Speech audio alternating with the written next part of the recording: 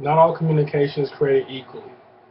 In order to be in the sales field, you have to be able to communicate effectively with your customers.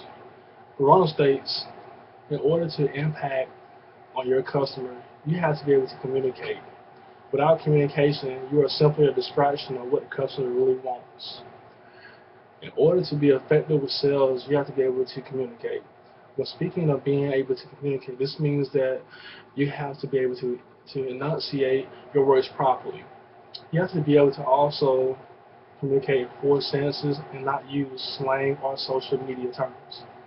Also, the more education that you have, the more you will be able to see that you have to improve your communication skills in order to properly advance. In sales, the basis of being able to connect with the customer is being able to communicate with them. If the customer were to ask you a question and you simply reply nah instead of no ma'am, we do not, those two communication techniques make the difference, which affects can be different per customer.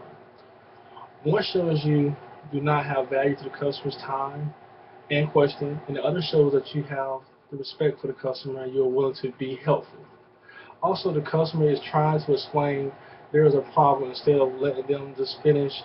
You interrupt and begin speaking. This is not effective communication. This shows that you are impatient and rude. People base their initial opinion off a person off the first 10 seconds of a conversation. In order to be successful, you have to be effective communication.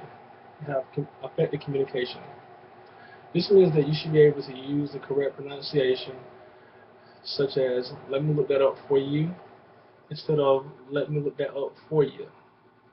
Which once again, these two are distinct ways of communication, with the customer with one potentially losing you, a customer, and the other showing that you are able to communicate. The biggest default of most companies is the failure of the associate to communicate clearly with the customer in order to allow the proper consent to be given. When Martin made the statement, some lawsuits have been presented because associates failed to properly inform the customer and it resulted in the customer taking legal action. Finally, if you continue your education, you will see that you have to communicate effectively in order to progress in your classes. No instructor will allow you to use slang terms or inappropriate grammar, continuing and still pass the class. Most schools make you have a communication training class in order to meet degree requirements and being consistently um, better in communication. With being consistent, that means not just communicating effectively on Monday, but Monday through Sunday. In conclusion, in order to be successful, you must be able to communicate effectively with your customers. Sales depends on communication. Customers will be more willing to recommend if you have good communication skills. One cannot be successful without communicating to their full potential.